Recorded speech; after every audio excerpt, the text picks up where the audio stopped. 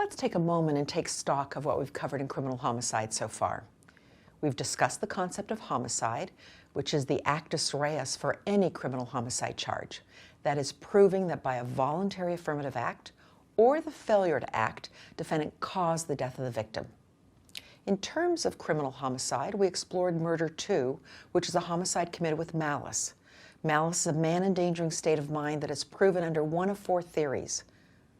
Either the intent to kill that's not justified, excused, or mitigated, the intent to commit serious bodily harm, or killings done in an extremely reckless manner called depraved heart murder, and those killings that occur during inherently dangerous felonies not specifically listed in the Murder 1 statute. To date, we've only covered the intent to kill. We also discussed Murder 1 under a theory of premeditation.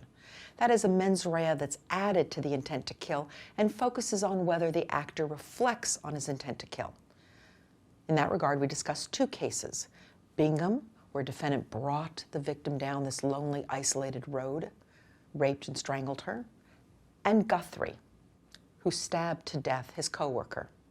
In Bingham, the court said that one has to consider all the facts to help prove whether defendant had the opportunity to deliberate and whether he did deliberate. In Bingham, that's why the majority rejected the idea that defendant had premeditated the strangling of the victim. He may have had opportunity, but not enough evidence to prove that he did.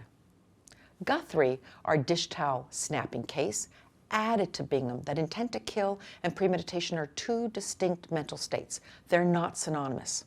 There's got to be proof of a separate step, not just the intent to kill, but separately the reflection on killing. Now I want to draw your attention to footnote 24 in the Guthrie case. It adds another important point in the analysis. Footnote 24 refers to a case out of California called People v. Anderson. It's a horribly brutal case involving a man who lived with a family and who stabbed the 10-year-old girl in that home more than 60 times. Out of this terrible case came some important legal principles, all pertaining to premeditation. The court explained additional ways to analyze the facts to decide whether a defendant has premeditated a killing. It's a 3-factor test that the Guthrie court approved and which can be helpful for us as well. The Anderson court said that premeditation can generally be proven through 3 main categories of facts: planning activities prior to killing that show the reflection on killing, a motive to kill, which comes from the prior relationship or behavior with the victim, and finally, if the way the victim was killed evidences a preconceived design to kill. These are factors, not elements, just ways to marshal the facts to see if premeditation happens. But they're very helpful in conjunction with the Bingham analysis. The California court noted that motive alone will never suffice for premeditation, nor should it.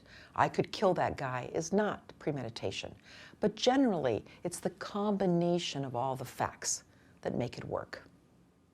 Now that we've considered murder 2 with one of its theories, intent to kill, and its elevation to murder 1 under premeditation, I want you to tackle the following hypothetical.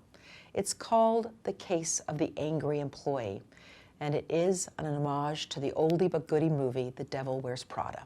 Alas, in this hypothetical, the person playing Anne Hathaway, the beleaguered employee, kills the boss, Meryl Streep, the uncompromising and hellish boss. In your analysis, please incorporate the legal principles from the cases we've done, as well as the Anderson factors cited by the Guthrie court.